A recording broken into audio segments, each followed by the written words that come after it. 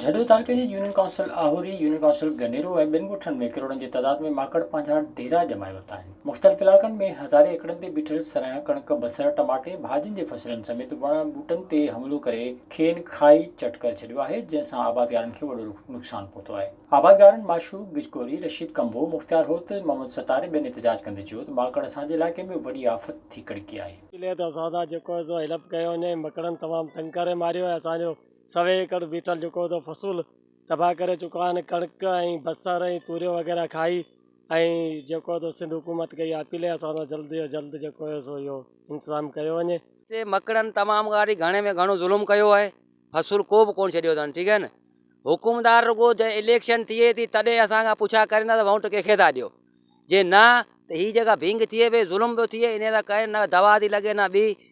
2000 रुपया मण अटो थी वियो, हेल लॻे थो 4000 रुपया मण थींदो।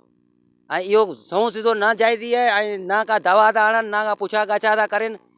चाहे थी वञे भींग थी वञे, छा बि थी वञे, हुननि खे वोट खपे। तक़रीबन 5-6 बजे ऐं राति हिते हुआ 372, 73, 66, 67 में ऐं राति हिते हुआ। सुबुह जो उथिया आहिनि, वॾो असांजो नुक़सानु कयो हिन चवनी दहन में। ऐं बाला ऑफिसरनि खे असां अपील था कयूं, MNA, MPA, वज़ीर आला खे ऐं अपाची वारनि खे असां शिकायतूं बि कयूं आहिनि।